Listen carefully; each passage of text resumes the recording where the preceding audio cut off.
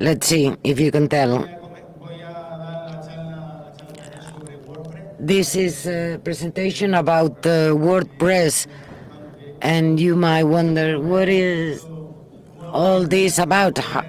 Being WordPress something very simple, but in fact, I'm going to focus my presentation to security. I'm not going to teach you how to set a WordPress site, but offensive and defensive security. Before getting to the presentation, I will speak a little bit about myself. I will introduce myself. I work as an auditor for SVT Security Service. I also have some other projects in addition to the usual work at a security company. I'm responsible for security audits. I do not work with hardware or any other thing. I just try to break things in a way, which is not always easy.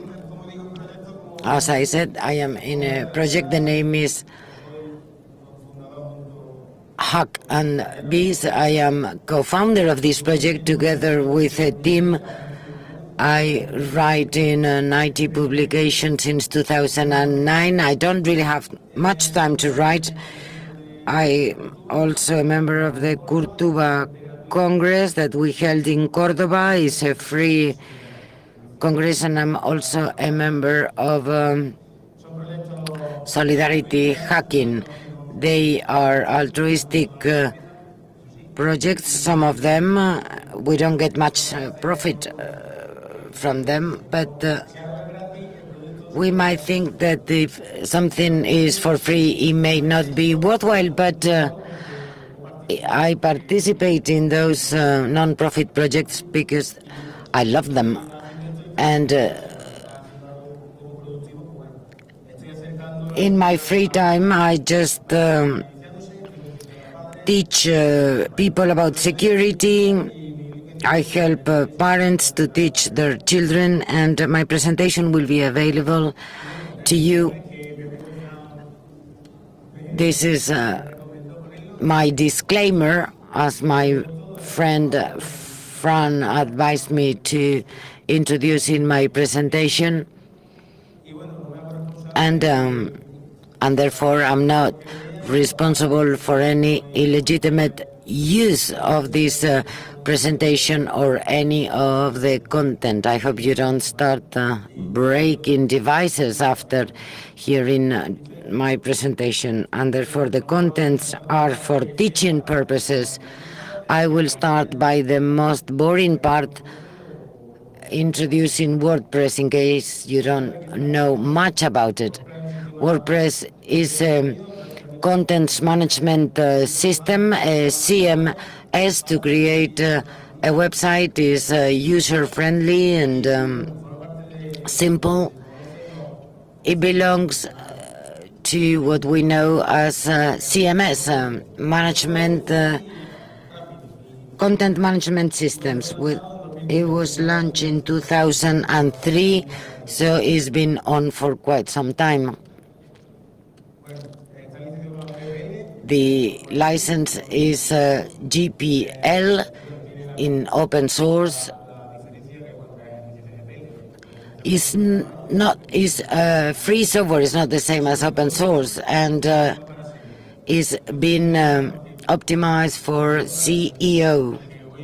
Today, what is important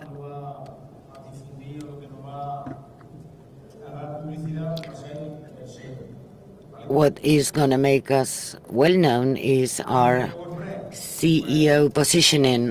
Why WordPress? Because it's very popular. I'm not going to use a CMS that is used in China by just 100 people. It wouldn't be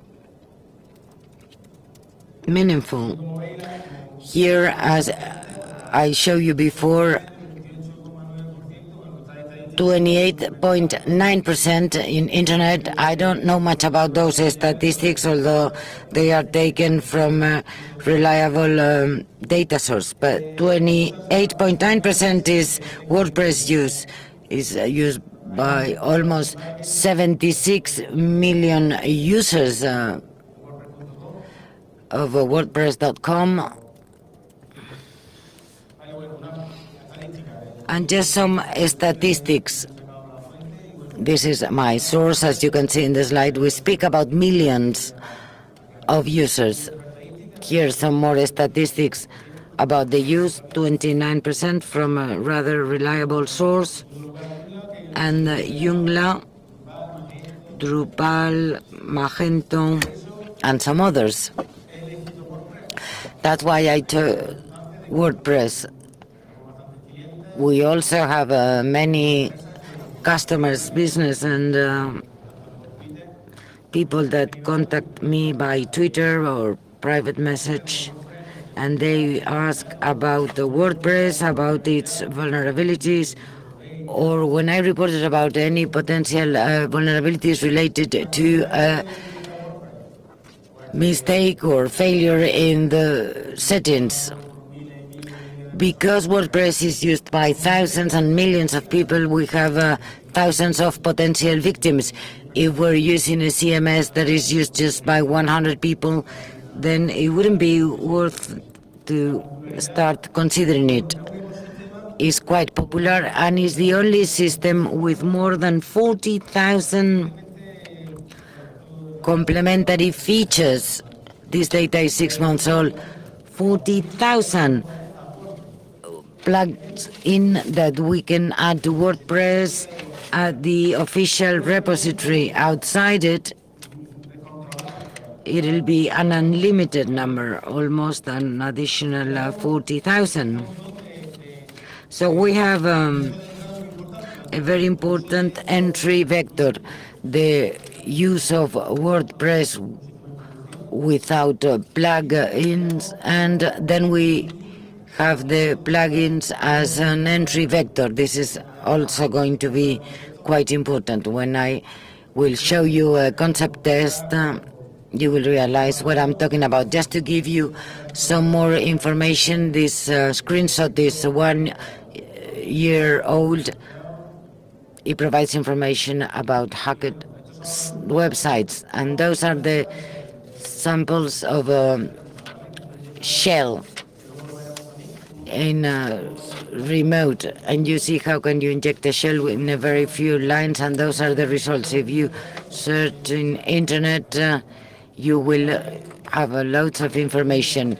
Get to the shell, just limit yourself to the search.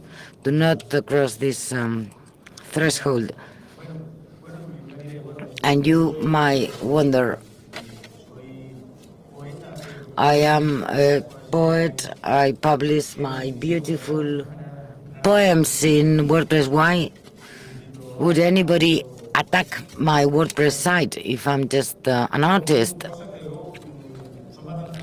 The reason, it might be quite logical. The CEO, we can use a website, and I will introduce it later on, but a group of a hacked website can improve the CEO of another website. You can change the code, so to benefit from your positioning for spam massive campaigns, if you realize in filtering the spam, they just say your server is doing this or that. So if they're sending spam, they can get to send ransomware, phishing, the famous ransomware that we are all talking about nowadays. As I said, they can send malware through a ransomware. They can steal passwords, banking information, credit cards. I found WordPress sites that are very easy to break in. Anybody can just get the passwords. And is also used for pivoting, to attack a third site using yours. You can get into a middle website just through pivoting, attacking some other websites, for example, for service denials. There might be other reasons. Maybe somebody's just boring and just likes to attack your website. The difference: targeted attacks versus non-targeted attacks. The difference is quite large. If they are targeted, you know that you are the victim. If they are not targeted, you will be a potential victim. This might be for personal reasons, because you just want to bother somebody. And the reasons might be many, due to, as I said, personal reasons. It is targeted only to your WordPress site. And we're speaking about WordPress here. So it will be a total attack. And then if you want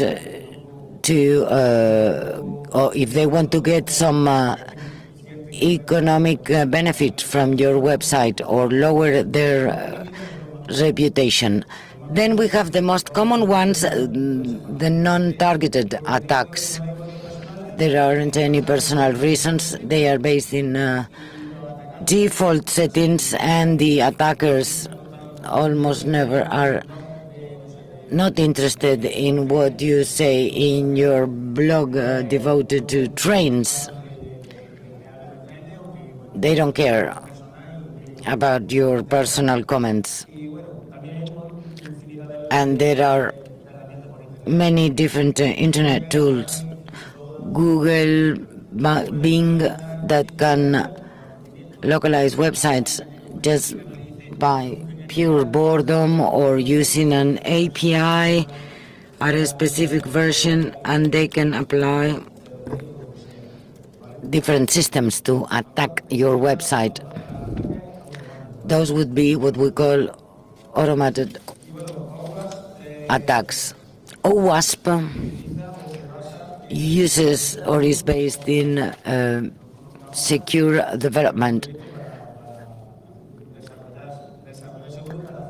for secure developments, and you can also audit cell phones and websites based on certain controls that are applied to all security layers, from the most basic ones to the more sophisticated as dynamic analysis. OWASP, or almost everybody uses OWASP to follow a secure methodology. A few days ago, we now have the OWASP Top 10 with some slight modification, with information about the most common controls. Okay, let us get to the nitty-gritty. We have just gone through the introduction. That is quite boring. It was quite boring, but now we are going to get to the gist of my presentation. About hardening, what are we going to defend? Are we going to limit ourselves to the WordPress dashboard and do we fill it with plugs in, or are we going to get a little bit farther? As you can see, I will give you some recommendations for the hardening at the server level and at the WordPress level. What about the server? These conditions will not be 100% met.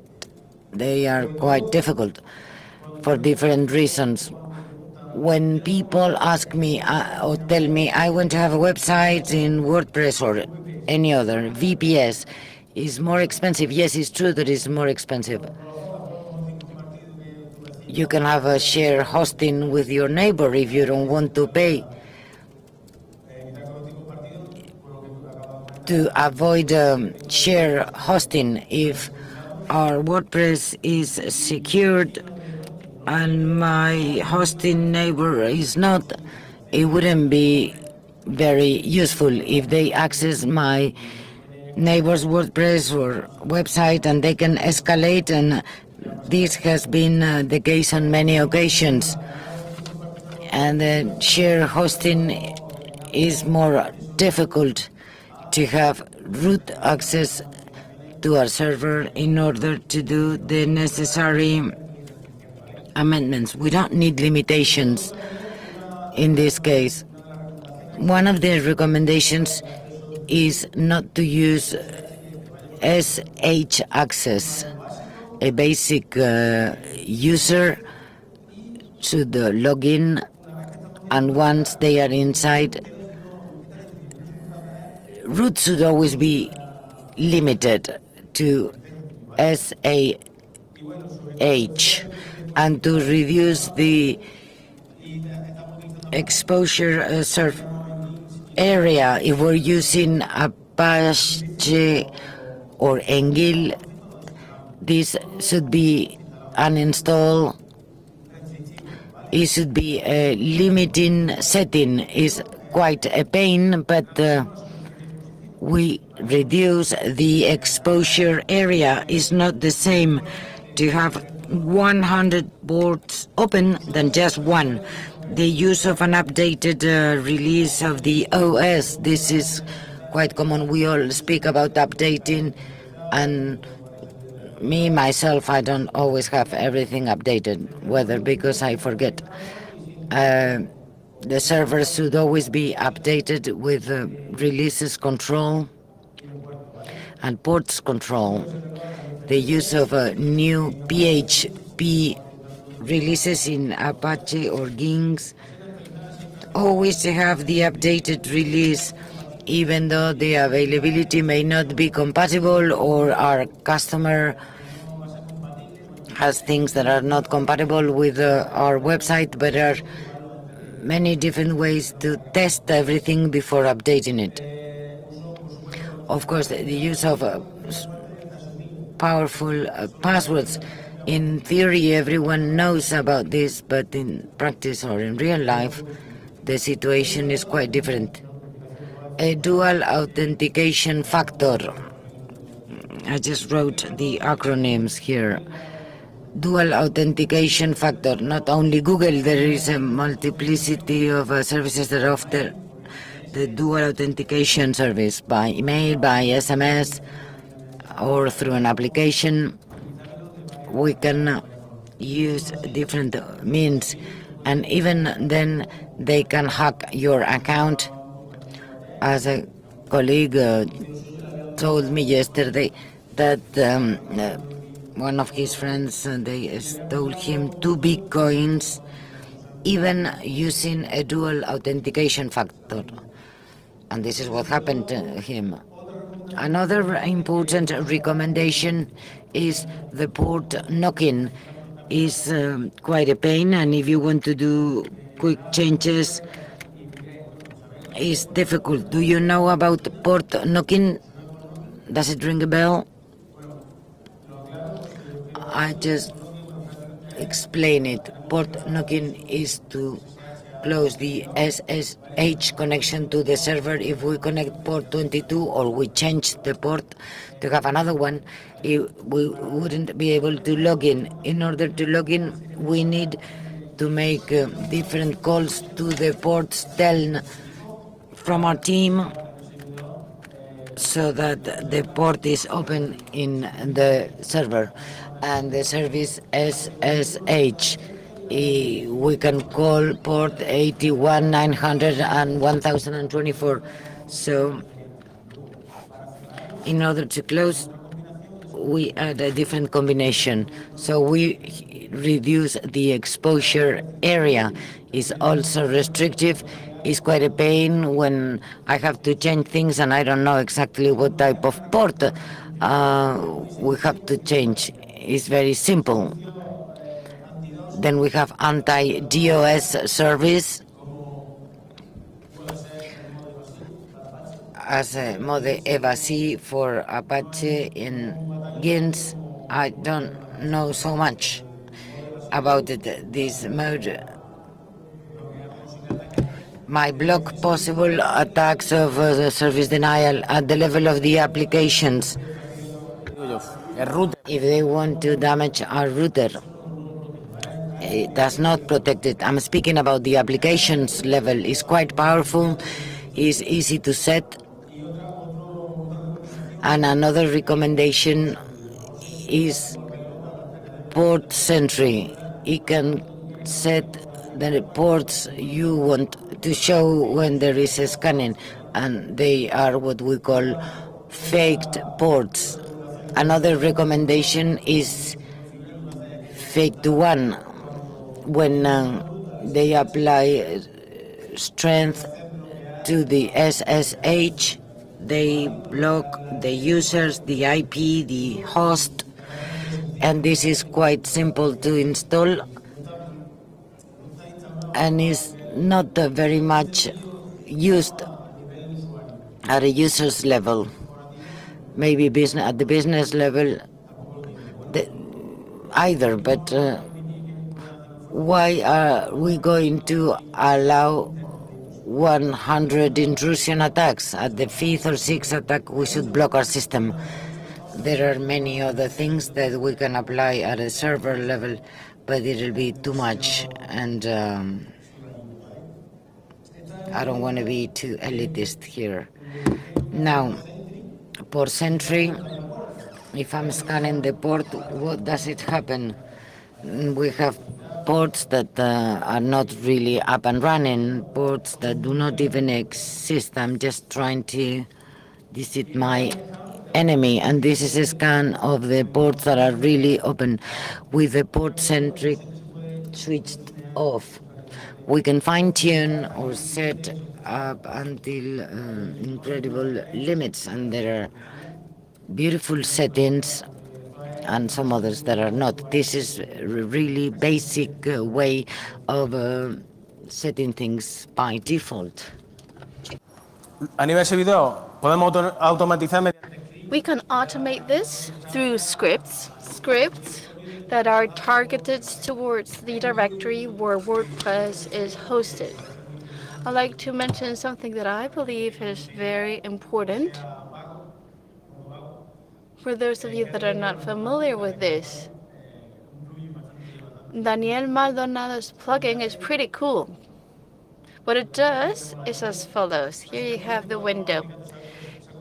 You can apply these settings to change authorizations for folders.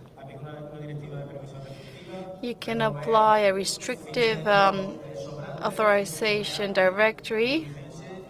You can apply TXT files, robot files. It's a very interesting plugin. There's also an option for Tinta libraries that were vulnerable. It also has a wizard for BlueGen. It's quite interesting if you take a look. And in this new version, he has included a malware scanner. Much could be said regarding malware analysis, because there are many infected sites that are hard to clean, and there are very interesting applications for malware. But we don't have time to cover this here. And he also has an application that I haven't tested, which is GF firewall. That is, well, a kind of firewall.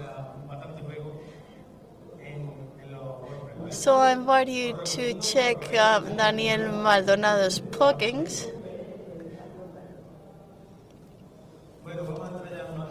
Let's get into the gist of the matter here, into the nitty-gritty. In terms of the server, what is most important? Well, if we have PHP that unfortunately is a bit old, you need to disable the register global variables, and this means that whenever we want to introduce changes or do updates, an error message is published. This is something we need to consider when updating. What may be very comfortable can be problematic. We need to disable the safe mode. We need to disable as well some features that shouldn't be activated or enabled. Path through PHP info, and there are many HP info in Andalusia. There's a myriad of PHP info in the internet that provides you with interesting information. Whenever we do information gathering, which is the first step of an audit, this is interesting, of course. So whatever you're not using, you should disable. That's the rule that you should follow. It's pretty simple. Another tip or advice for you. Well, we need to modify where we have the HPI files, and we need to tell the computer what it needs to run or execute. We need to also specify where our WordPress is. Depending on the operating system we're using, it would be in one directory or another, but this doesn't change much. We need to tell the software where it is, and it will only execute the WordPress there specifically. If we want to fine-tune this further, although maybe I'm getting too detailed here, but we could do a cage to cage everything in and isolate it. That's also interesting and advisable. And I wanted to include an observation here, because some people believe that with the main function or feature, we can bypass this. However, it's very important to disable this in our WordPress site. Of course, there's a technique to surpass Open Machine, but it's not easy. It's got some complexity. We need to protect the HT file so that it's not accessible. That's where we're going to introduce or specify the denied IPs. We shouldn't do absurd backups, HT access, .back.xp. You should not do these backups. That's not a good idea. If we want to do a backup, it's better to do it outside the public directory. And another piece of advice is to not list directories. We need to disable the index of.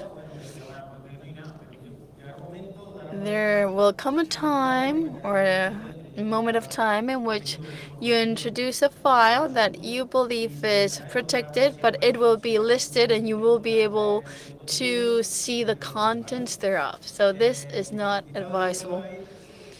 As for directory lists, there are many, an infinity, and I found even administrator passwords, believe it or not.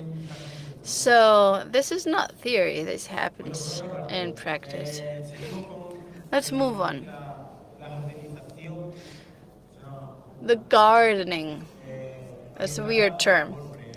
Gardening in the context of WordPress and servers. We need to avoid user numbering. Why? Because if we avoid this, they won't be able to know what users or how many users we have. We're not giving them clues. We want to hide info from enemies. If we know that the user of WordPress is admin 2017/P, we know that we need to apply the brute force of that user. If we're unaware of the user, well, we can't do that. So we are hiding info. And then exposure service. That's also an important variable. This could be basically summed up as reducing exposure surface. How do we avoid user listing in WordPress? Well, by modifying the database. And you may say, well, in adjustments, we can change the alias. Yes, but you need to do this at a database level. We need to be very, very careful with this as well, with these changes. We need to also change or modify the value of the table WP user and the user next name as well. Here you can see a sample of a user listing. Who has used WP scan? Yeah, you've all used WP scan. It basically lists the users and the plugins. Sometimes it invents the results, but it's quite interesting because with experience you're able to distinguish the users. What am I trying to say here when I refer to nice name? And the table that I use, we modify the value. Let's imagine that my user is admin. And in the row or in the column where there's a matching between that and the username, I can introduce my changes. What can I do? Well, instead of admin, I could enter, let's say, webmaster. In that case, the user will see that the article has been published by webmaster, but we won't be telling him that the article has been drafted by webmaster. Bueno, esto WPCamp, esto es un déjà vu. Well, I've already covered this, so déjà vu. How can we list users? Yes, perhaps using a script, but perhaps that's not the best way around it. Why are we going to reinvent the wheel? Some people may say. We can list the users with that URL I've included on the slide. With that slug that you can see, we can list users. And there are a myriad of sites that have lists of users. We're talking about usernames here. And we can also obtain the WordPress version with that call or request to that file. And some sites specify the WordPress version that you're using. We're trying to get to know our site better. We have our website. We're going to check and verify user listing, and we're going to make that request to the program. Then we verify WP links, open mail, and you'll get to know WordPress version we're talking about. Once again, user numbering. We can change the alias. This doesn't mean that we're changing the username. No, not at all. We're just changing the nickname. And then you have the username field. And that's the value you will have to modify in order to deceive your enemy. Good. This is something I've already covered. If we have an HTTP address, we connect it to the Wi-Fi. and introduce or enter our username, well, we've basically messed up already. That's not the way to go. Let me give you some advice. We can change the profile, but if we change the profile, then we forget about the changes we introduce, and some people believe it's better not to modify profiles. The idea is to be able to hide info to enhance security. I know very little people that isolate WP-Comfy outside the public space. The idea is that the root isn't inside our public site. If we make sure that it's outside, we are protecting WP-Comfy, which is where our username, our SAP, our database password are. Another piece of advice is to protect WP admin, to disable the template editor. Let's imagine I have my topic, I've customized it, or I've downloaded it from a link that I've received, an infected link. I have my site up and running, and I'm not willing to introduce constant changes. I have the template editor enabled because I don't intend to introduce changes in the near future.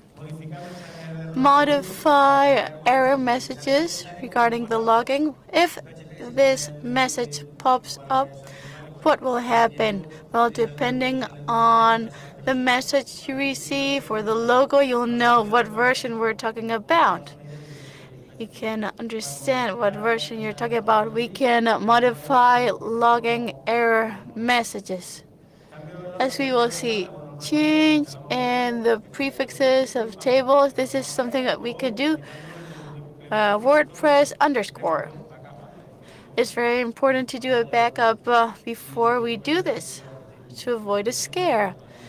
And if it's work in progress, we need to be very, very careful. We can change prefixes as described on this slide.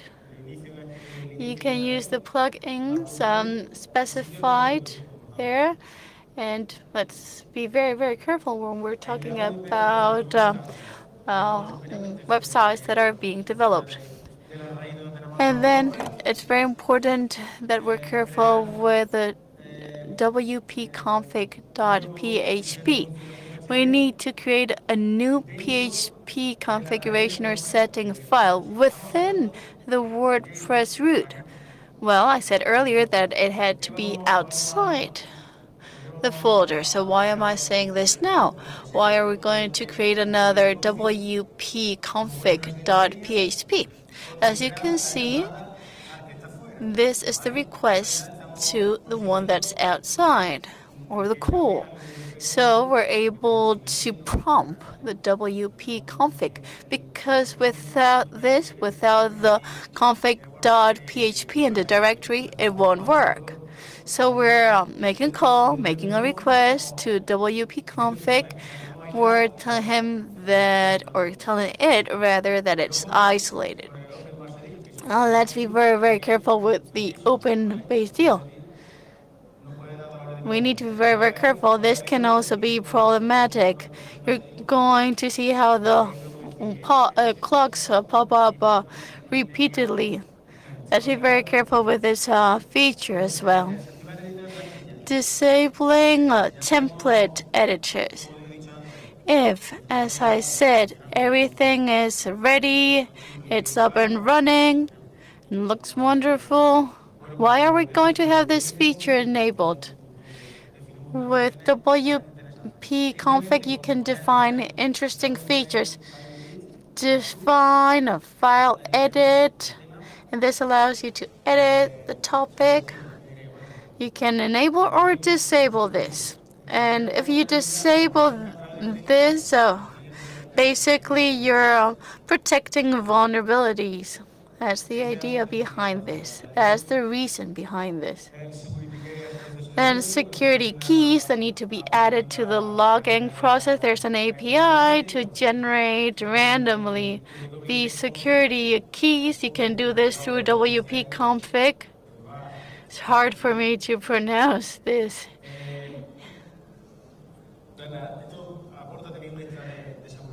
And this provides yet another security layer to the logging process and to the encryption of plugins. As I said at the beginning, in my presentation now is going to cover all these features. We need to protect files, we need to protect HP access and HPass access. So this means that everything that starts with .hp is denied. So there's no way around this. Wow, the sun is shining. So there's full denial. So we're protecting this. To prevent directory listing, you may think that it's very difficult, that there are many files. If we have an empty HTML, we're preventing directory lists. It's a bit of a clumsy way of doing this, but it can be done. It'd be better, however, to use Apache if you enable option indexer. Okay, move scalable, or rather key directories. We're fine-tuning here, we're honing. So this means that we will, of course, have further work to do, and the management or administration of this site will become more complex. WP plugins, RTs. It's hard to move. We need to have a directory, but it can be, the new topics can be installed in new directories. And we need to be very, very careful with open base. Hiding. It's hard to see, the font is small. Hiding the set of errors. If we enable wp-config.pht, we're enabling these lines of code so we won't see errors. So when malicious attackers want to access our site, we won't reveal absolutely anything to him about our WordPress site. Protecting WP admin. We can add with HP power that when someone clicks, or rather enters WP admin in our URL, this person will be asked to enter a password.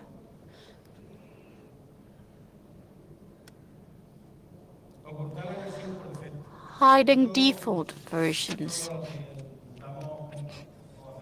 For those of you that do audits, if we're working with WordPress, this is of great help because you know what the WordPress version is.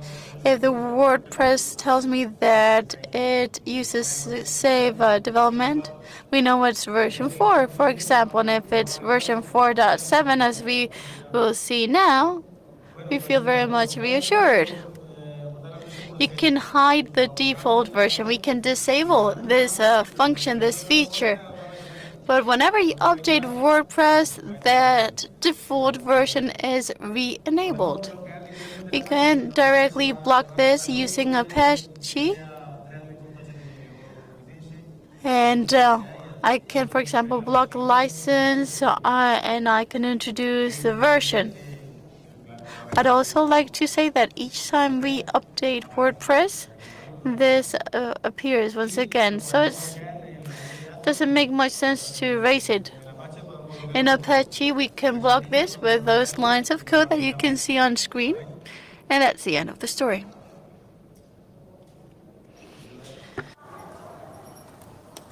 Bien, la famosa REST API. Okay, the REST API. Basically, this allows you to list users. This is what I was saying earlier regarding WP. And the idea with this is to list users. This is another way of listing users. And of course, there are other techniques that are author-based that use the IDs that can be used, but RED API allows us to list users, and there are many sites, important or major sites, that allow you to access to the surnames of the users. They create users, add surnames. You have a great amount of info there. You can block these using plugins not only aimed at blocking the API network. If we don't want to complicate our lives further, we can use this option. So, anti-denial of service, DOS, is easy with Cloudflare. With Cloudflare, we can protect our site at an application level. Let's be careful with Cloudflare apps, because if the subdomains are not well set, we cannot install the IPs, and we can have our service crashed. There is a free scheme, but let's make sure that we're careful, because if you receive many visits, well, the speed is very much affected, and it can be very frustrating. If you don't have many visits, it's a very simple and effective methods, and you can disable it. I remember a colleague and I we're talking about this, and we were talking about whether we have to enable or disable this function. I would disable it always, always. I believe that we should go for maximum censorship, because they can perpetrate denial of service attacks, and with this method they can crash your site. You can well, affect the speed of the site. And there's a plugin. It's true that it can be blocked via HP access, specifying that all the calls or requests made to RPC should be attacked. Or we can install the plugin attacks blocker or stop RPC attack, as you can see on the screen. Jetpack allows this.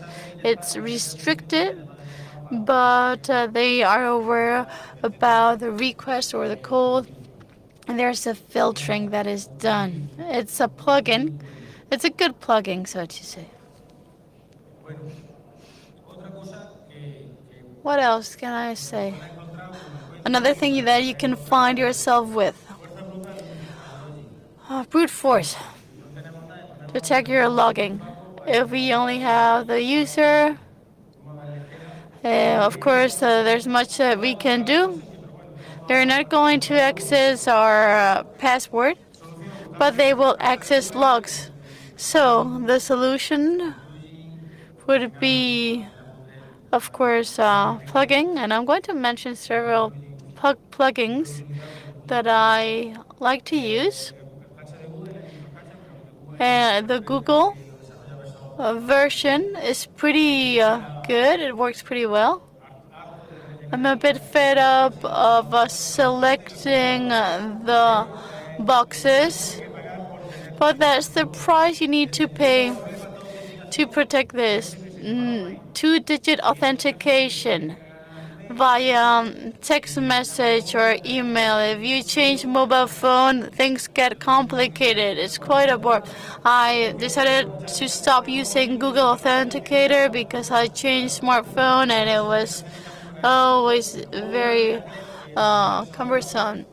But there was this option of installing the app in your mobile. Then you had the logging, and using your smartphone camera,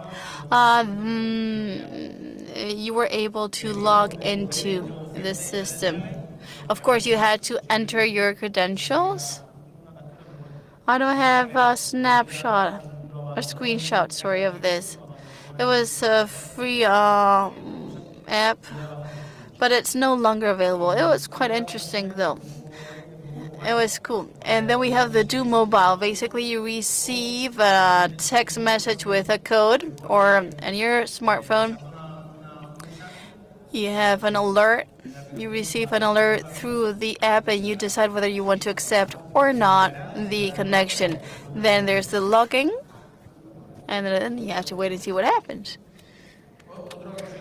Another important thing that I like to mention, you need to hide or veil the back end. We can introduce a sentence, I don't know, or we can, we need to enhance security through hiding, as I like to say. We can use plugins. We can change the config, WP config, and this changes the route for logging access. We're trying to make the attacker's lives more difficult. Respecto al login. Bueno, Recommendations about the login. To limit login access. Why are we going to keep the access active at 4 a.m.? What might happen after a good night of partying, and we might have the urge to publish polemic things. So this is a limit against possible excesses. Why are we going to keep our login active? Are we going to publish anything from 4 to 6 or while we're working? So we can just manage things with a timetable.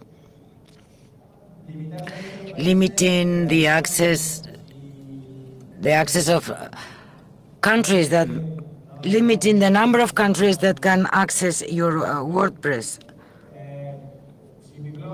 If my blog is a poetry blog and it's poetry in Spanish or in Catalan or Galician, Basque, are Chinese citizens going to read my blog?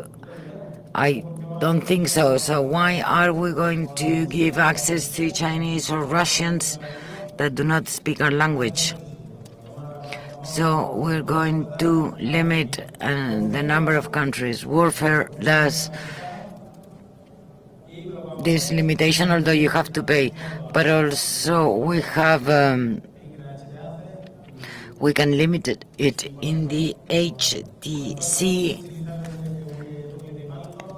and to block Tor we can use WP Maltor, so they don't access to the Tor plugs in that might really limit Tor access.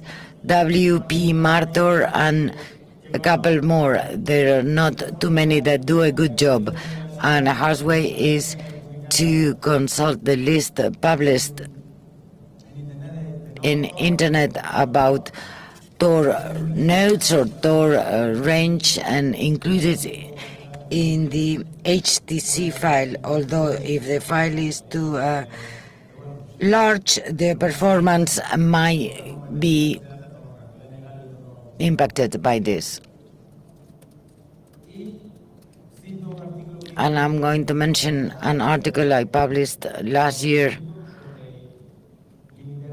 about limiting server access by IP table. It was after a conversation I had with a good friend that works at networking, and a customer asked him if it wouldn't be possible to block Tor access to the server from Tor, not just to a website, but just to a server. And he said that the manufacturer didn't block this, but the users could not get outside Tor. It was difficult to implement, and I thought that this might have had an easy solution. Using IP table, you download the sites, you make a cron, and you update the list, you check them, and you add this information to the IP table. Every time a tourist site wants to visit our site, is just blocked, and every 3 days, a week, or a month, you can check the list or the IP addresses, and you add the kind of IP table. It doesn't really need much time, and we can therefore protect our server, not only at the level of WordPress, but at the level of our IP. Bien, plugin. Plugins. Here I could just devote a whole presentation to the plugins. A backup. Plugins. We need backups. Is going to save our life in case of catastrophic event. If we want to limit gross attacks, we need attempts, limit login attempts to check the security of our WordPress using Ultimate Security Checker. For spam, we have Jackbox, Acmet. They are very useful. WP Audit Log shows you or monitors and shows users changes, whether they have changed a post, changed the nickname. Is very interesting. It has a professional version, but the free one is quite good, and if we haven't had any incident, it provides good information about security plugs in Wordfence, and those are free. If we hire or buy some others, they have very effective functionalities. Wordfence, ITM, it protects from gross attacks, and there are some others that you can see in the slide.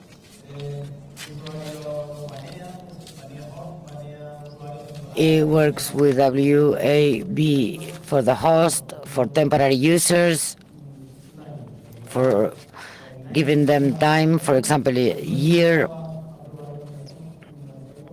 Ninja Firewall, I didn't try it very much, but it goes fine. And Security has a very interesting plugin. Maltor is also worth mentioning to block Tor access, and Google reCAPTCHA. That is the best of them, but you have to be filling many forms. Is quite a nightmare. And Cloudflare against Tor attacks. If you want to do a good job, please invest and buy a version that might support many other things. Here I say that the hosting is important. If we have a shared hosting or a limited hosting with limited resources, if we install plugins, there will be memory error. So it's important to have not to use limited hosting. We should use a good one. We should pay the necessary money so that we can use plugins.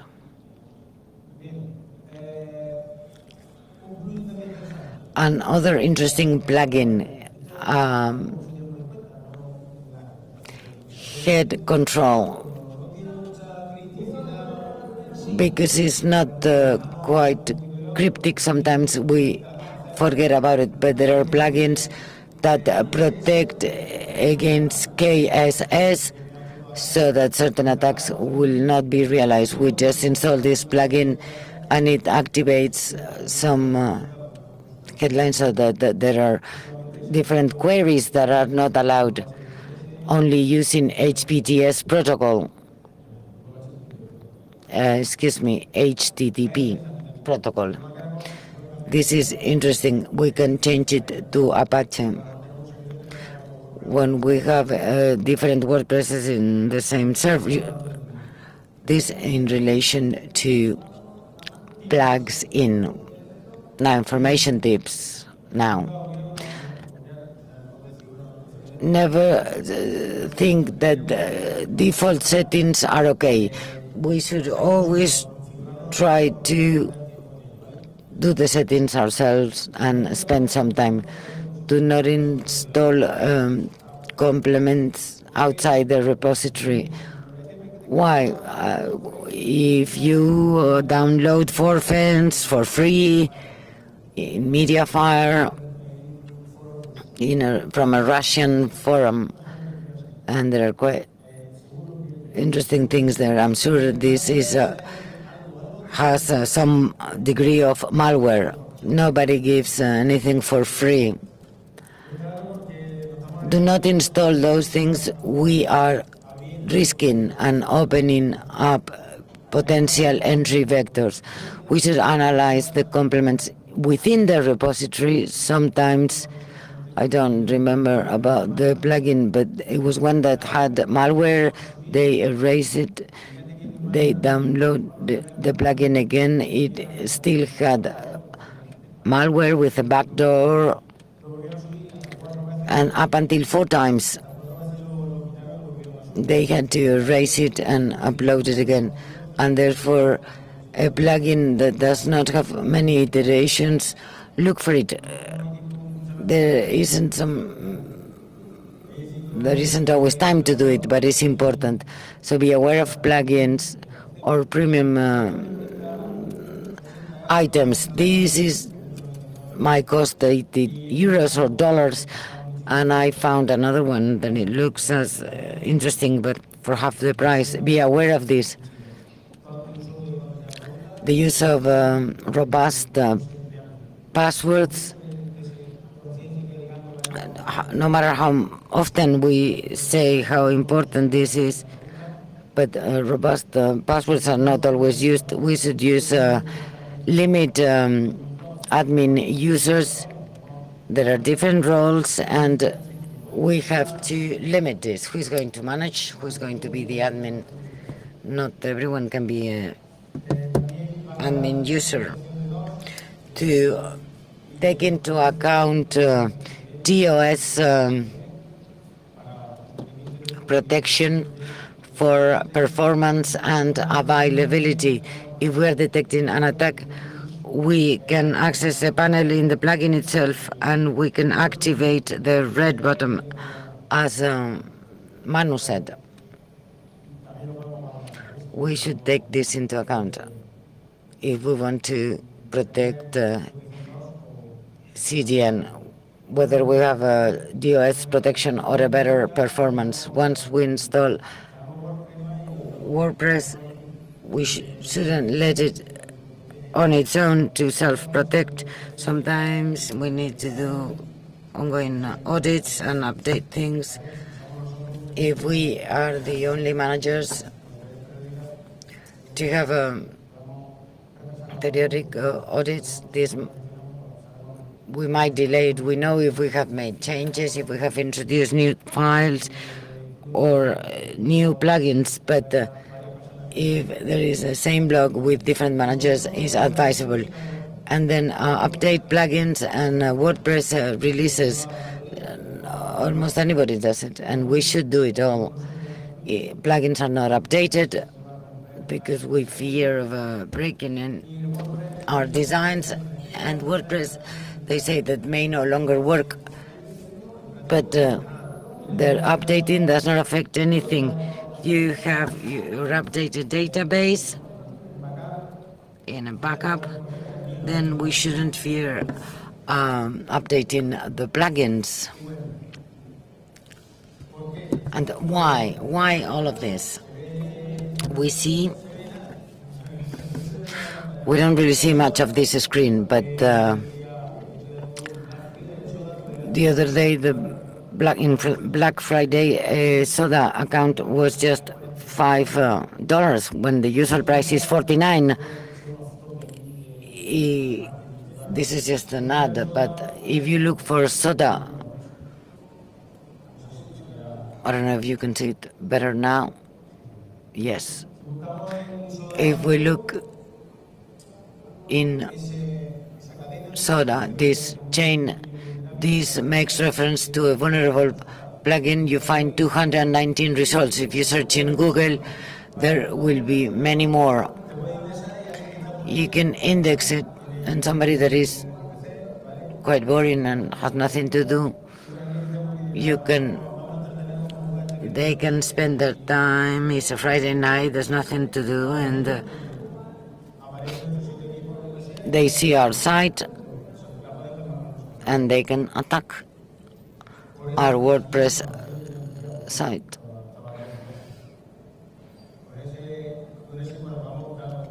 We can search for this information, for IPs, ports, and this is a map. This is a wonderful map for representation, but it doesn't really say much. Doesn't really give much information than the previous slide, but it locates your website in the map. If we search in Google, I don't know if you can see it in the screen, but using the lens, if you look for this, you have 500,000 results, approximately 557,000 indexed. And as you see, this is just a hypothetical example when a hacker is bored at home and they wish to attack our website. And now is demo time. All videos are recorded because doing it live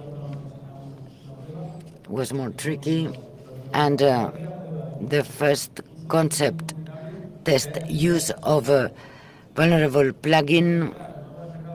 We can download the files. For example, WP-Config. With this plugin, the vulnerable use of this plugin is just through a call at the URL. We download it and it's as easy as this. Let us see now a demo. Bueno, ya está esto funcionando. Esto no se para ni que le dé yo ni nada. And this is not working.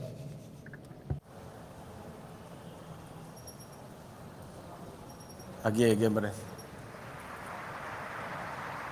Primera prueba. Now the first test.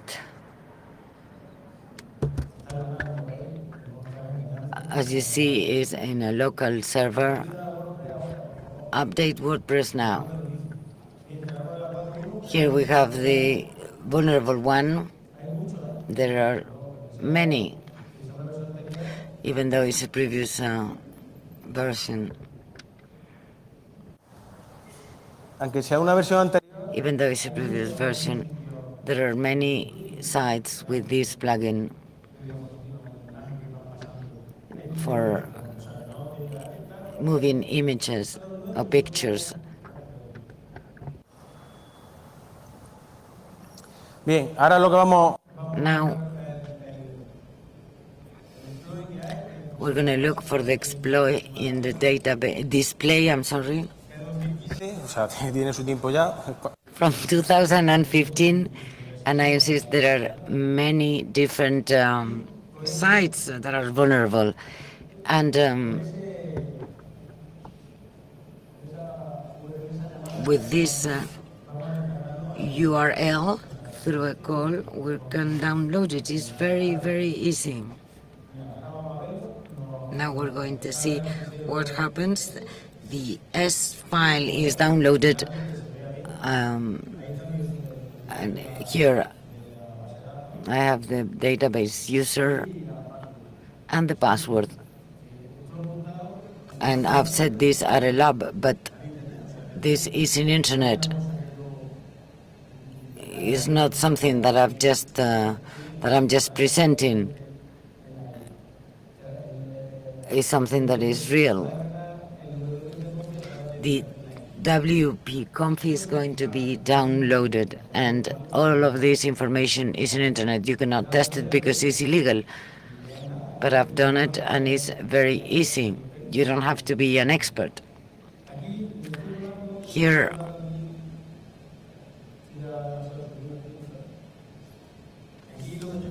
what I'm showing you is a plugin that says whether it's vulnerable or not.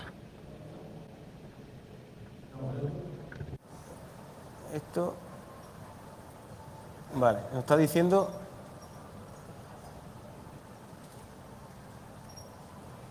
nos está comprobando. Is checking if my WordPress site is vulnerable or not. When they say vulnerable target or objective, and then it brings the file WP-Conf, what we did before manually with a URL, sorry, we can now do it through a plugin. And it's the same test, but through different pathways, two alternatives, therefore.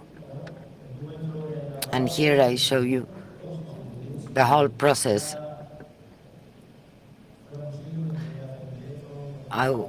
We could do it even live against one of our websites, but I'm not going to do it. I'm going to stop this demo here. The first test, as I said, with the use of red slider. There are numerous number of sites with this plugin, and I'm sure that they have, or they can download many people's file. The second test, WordPress, not plugin. Now the WordPress vulnerable release that can modify an entry that is published, already published. They can just change it. They can set a different picture, write another article, introduce new information.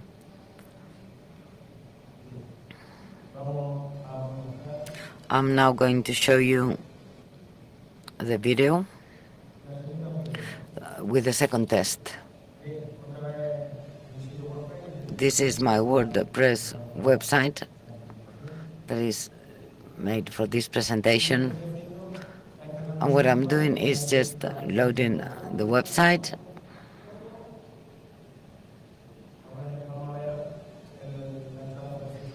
Let's see the entry by default as a reference. We see that there's nothing there, so we can go on.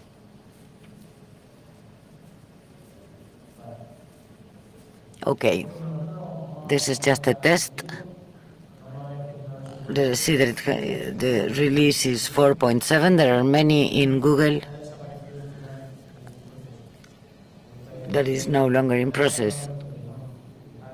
They don't use those that are no longer in process. And WordPress offers information about this, but we don't always pay notice to this. Another plugin, therefore, plug database. This plugin in Python analyzes. It has different options. One is to analyze the number of articles so that we choose the article we want to change. Obviously, as I said before, we can test this in our website. To do it in a third party's website is illegal. Don't even try, because you can end up in trouble. So you see the published pockets, and some of the data is related to the ID of the article we want to change. Let us write it in big letters. This never fails. Okay. We call Python with the exploit. We provide ID information about the article we're going to change. We don't need privileges or anything. We are at a server level, but we could be somewhere else. Here we're going to create a contents file. This is going to be very important for the third concept test, to change an article, for example. A D-frame. Okay, here, the contents of what we are going to do. You see, the post that was modified and is now complete. And let us check now if this is the case. I load the page and I see the modification. Many sites were hacked because of this vulnerability.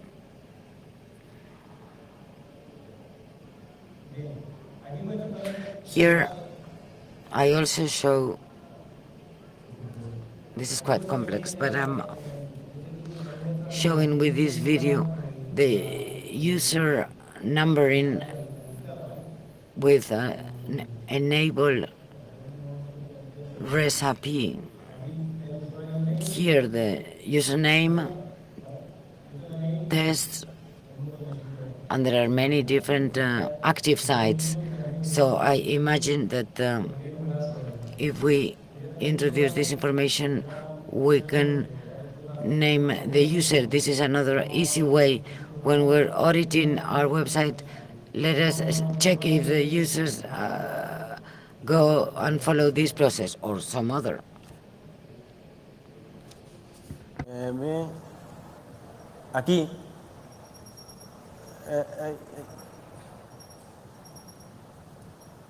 Aquí hago una búsqueda. Here I do a search. Voy a hacer una búsqueda de posibles sitios que... Going to search potential sites.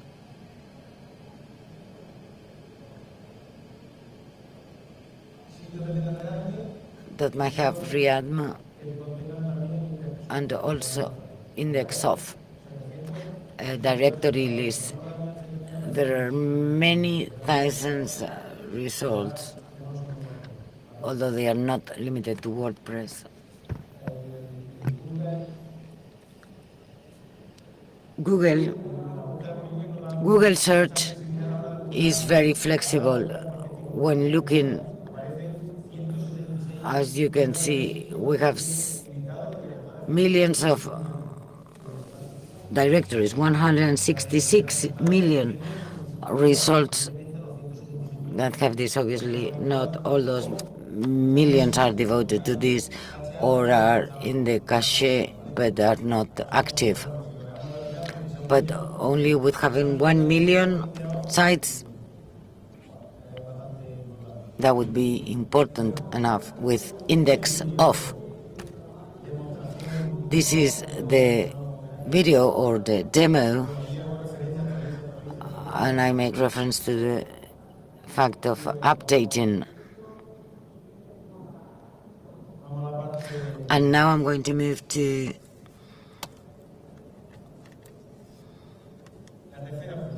the third test. That's the most striking of all. The third test, let us have an XSS, because it's the same vulnerability as WordPress 4.7, and through a have a kill we're going to insert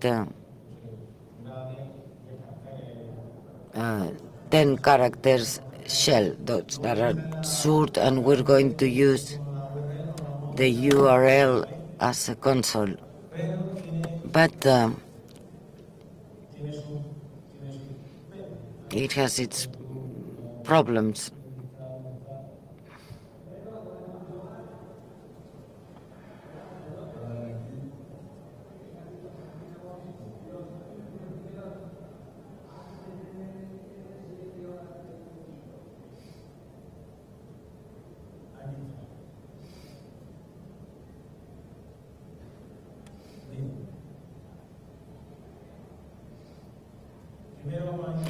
First, we're going to do an XSS.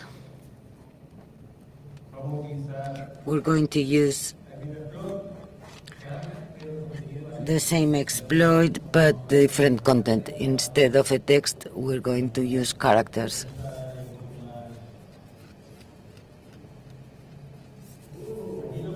Here what I'm teaching is that it's empty, there's nothing there. This is not a trick.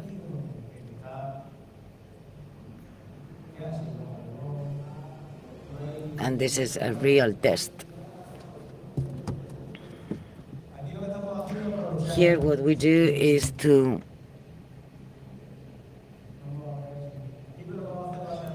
we're gonna benefit from the fact that WordPress allows embedded code for some services, for example YouTube.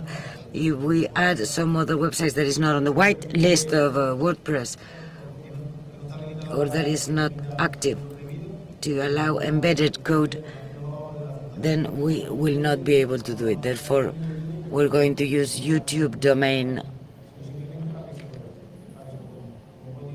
just as embedded code. We work with this URL, and what we do here is character bigger than, which is a V. Otherwise, WordPress cannot follow the process. And we're telling them that when the embedded code is loaded, it should show an alert. Y ahora cerramos igualmente con los caracteres capados, ¿vale? Okay, we've got the characters capped because otherwise WordPress blocks this. So we cap them. We save this.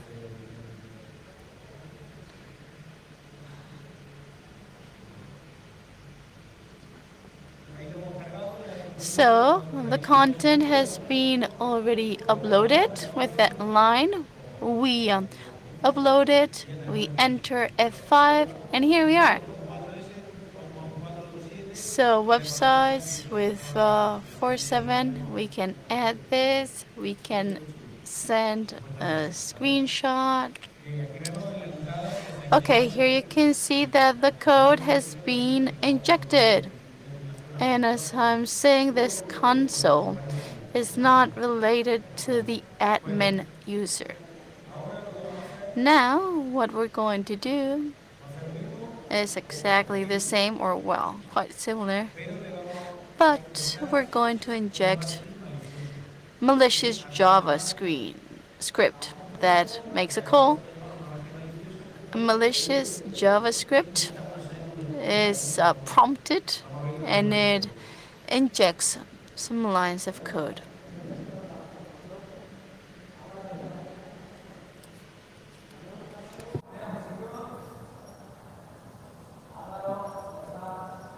¿Aquí qué vamos a hacer? So, what are we going to do here? What am I doing rather? I'm going to convert that prompt, that JavaScript prompt, and the idea is that we're not restricted by WordPress. We're going to run the script. It's a bit slow. Bear with us. You can see the JS there. It can be, well, any website. In this case, we saved it in the same server. But we can make that prompt wherever we want. And what we're doing, as you can see, the malicious JavaScript is there.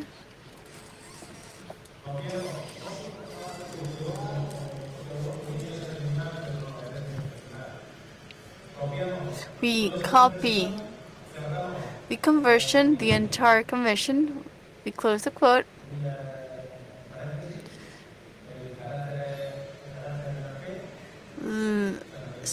greater than is a character, greater than, as you can see, and we save the content. And there is a request of embedded code.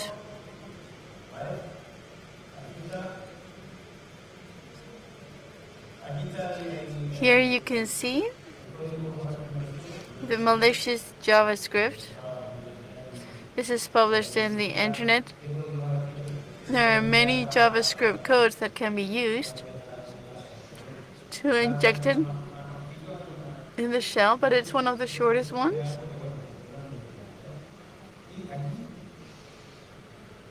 And here, in this part, starting here, in this symbol before the question mark, there you have the shell. Up until there, okay? Up until the question mark, a CMD. This is a super short shell.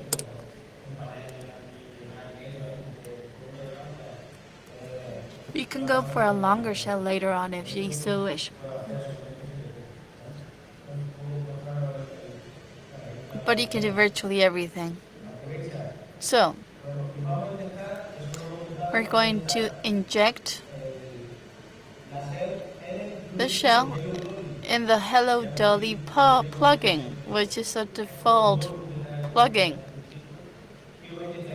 of the WordPress, and we can inject it there or in 404 errors. And 404 errors, because that can be your asset. We can inject it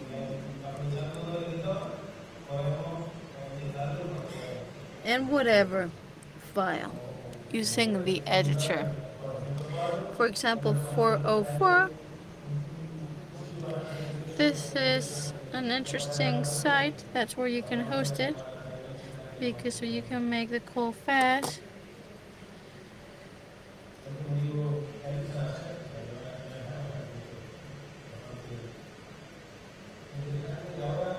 And it's quite interesting.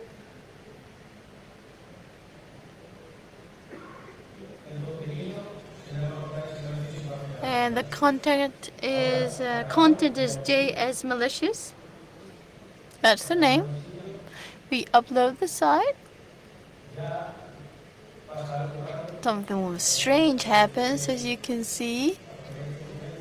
Connecting. This means it's inserted.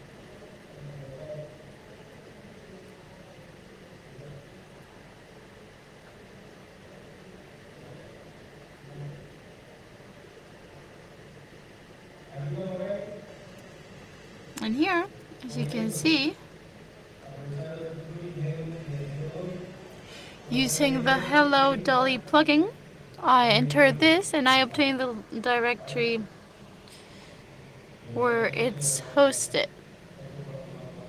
I'll introduce whatever other command I can think about. There we have the WP config. I make the call, and the idea is to be able to view the files. The WHTML can be used. It can be VP host. And the idea is to make calls. And here you can see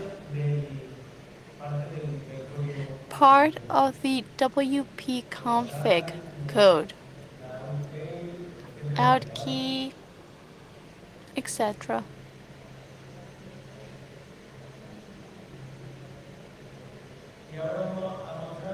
And now I'm going to show you the password file, PC password. We're using the IT as a console. This is what this shell allows us to do. We're just listing roots. We can see or view the users. It's just a matter of using your imagination.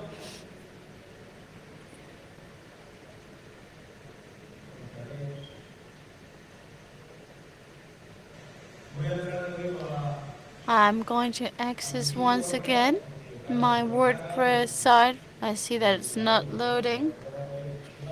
And as an admin, I'm gonna try to see what's happening, to know what happened with my article. So what I'm doing now is, once I obtain the shell, I send an empty file to re-edit the post, because I've already done the injection. The hello.hp is already injected. I don't want the site to suspect. This could be programmed in the same script in order not to repeat this process, and you can see that there's nothing there because I've inserted an empty content. So I use version 4.7 to insert a shell in WordPress. And now you may ask me, well, this is super important. If you take a look, I'm logged in as an administrator. I've clicked on the link being an administrator. So I have the power to edit code as an administrator. Should I not be an administrator, I wouldn't be able to edit hello.hp. I don't have the all authorizations required to edit this. So other users wouldn't have the site loaded and wouldn't be able to do this. Let's imagine that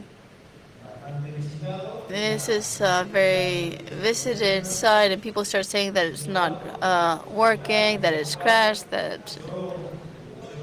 and when those comments are posted, because I mean some websites need to have high availability, and if there are downtimes of, let's say, 10 minutes, people start complaining right away. They will click on the link over and over again. So, and the admin user has logged in or could log in to provide visitors with the link. So, as a result, this problem would escalate.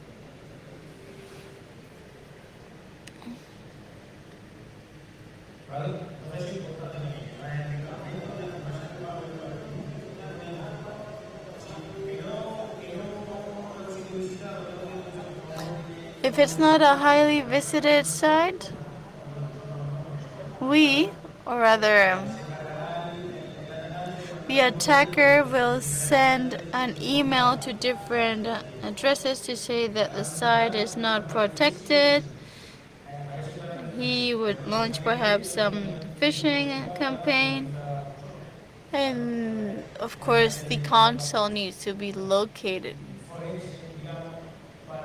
You would have to conduct forensic analysis to know where he has access to restore, and if we restore the version, if we restore a backup from the previous day or the previous week or the previous month, and we continue with the same version, well, we're going to be attacked again.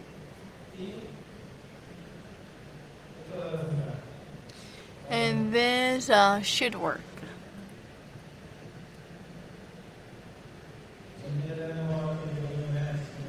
So this is my small tribute to Chiquito La Calzada, and here are a list of interesting references.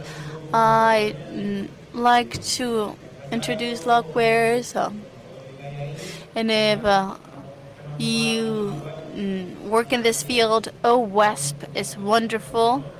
It's true that doing the controllers is a bore, is very cumbersome, but it works very well. OWASP works very well.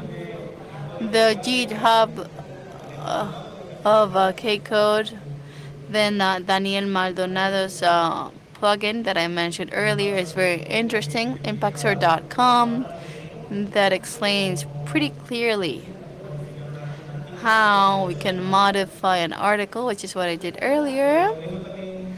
There you can have also, or you can see an interesting reference another article that I wrote on CSL certificates in Cloudflare for subdomains, because there are some problems that GitHub code cannot cover. So for subdomains, this is a good reference paper. Uh, we will have to use certificates, and this article explains how to do this with, well, without much difficulty. And then the article I mentioned earlier regarding how we can block access to our server. It's also very simple and straightforward. It's a matter of reading the article in an hour. You'll have for clear ideas how it's done. And acknowledgements are often mentioned at the beginning. I left them for the end. I'd like to thank the Spanish National Cybersecurity Institute in Tampa Bay for inviting me to make this presentation. I'd like to thank my colleagues from the Gurtuba group. I say hello from here. I'd like to thank my company for giving me time off to participate in CyberCamp, and thank you to my grupete, my group of friends. They know who they are. Thank you. And my motto is learn, hack, and share. I love this idea. Learn, hack, and share. Share and share. It's all about sharing, because that's how we learn. You have my Twitter account there. You can follow me or threaten me via Twitter if you so wish, or maybe treat me to a beer, or if you come to Cordova and you need a tourist guide, I can find one for you. I'm not very good at that myself. And Joke Society, you have questions. I don't know if you have time for questions, but I'll be happy to answer. If not, you can contact me via Twitter and ask me. I often answer very fast. But don't ask me how to hack WhatsApp or Facebook, because should I know how to do that, I wouldn't be here. So if you have any questions, yeah?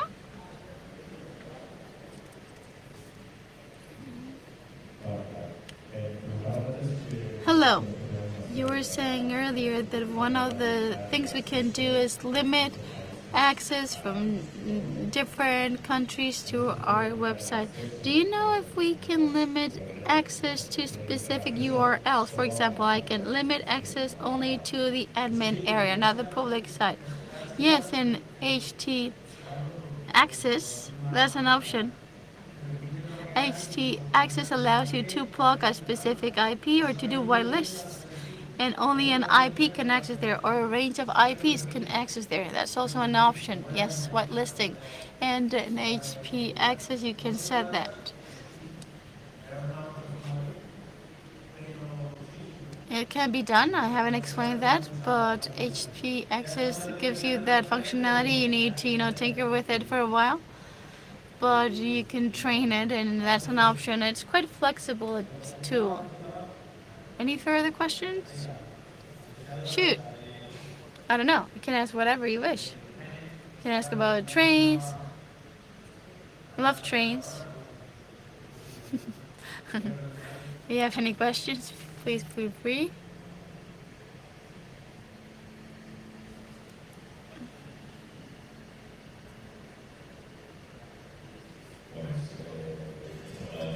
Well, this isn't a question on trains, by the way.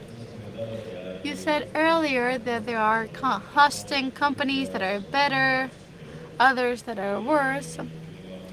I have some websites in my company, websites with which I work. Some are in a one-on-one basis, others in ARSys, and those are quite problematic. The SiteGround websites are not as problematic. What companies, in your opinion, are better? Well, I wouldn't put my stakes on any company. None. Absolutely no company. It's true that I like some more than others. Well, those that could have a better name, V8, but we know that V8 crashed in Europe.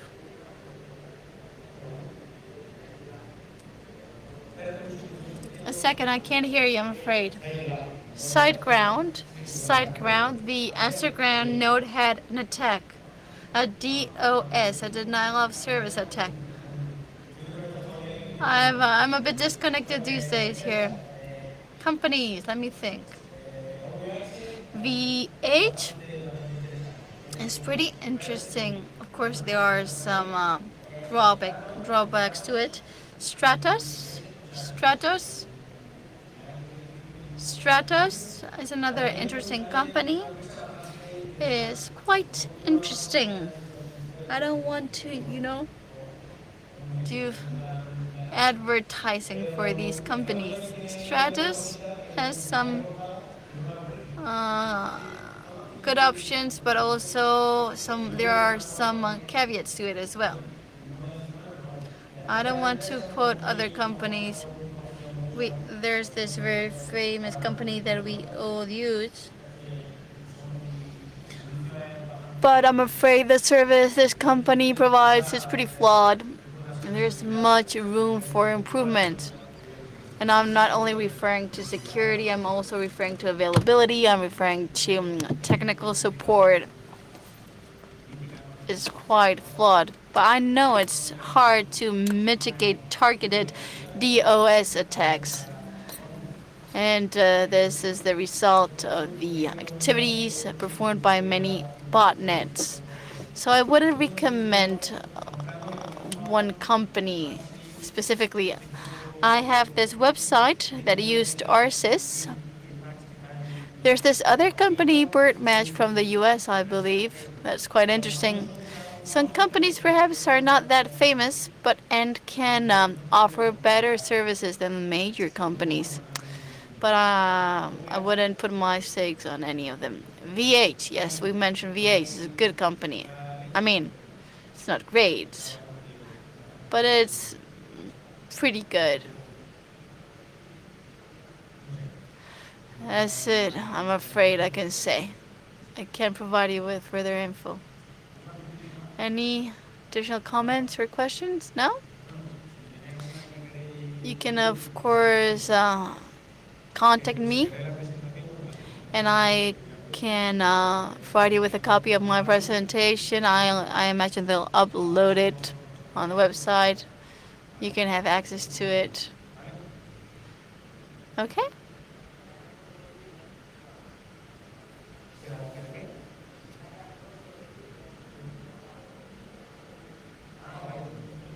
I'll upload my presentation via Twitter as suggested. But if I forget, please remind me via Twitter. I mean, I have the cameras as witness. Well, thank you very much for attending. Some of you have had to stand up, but that's what happens.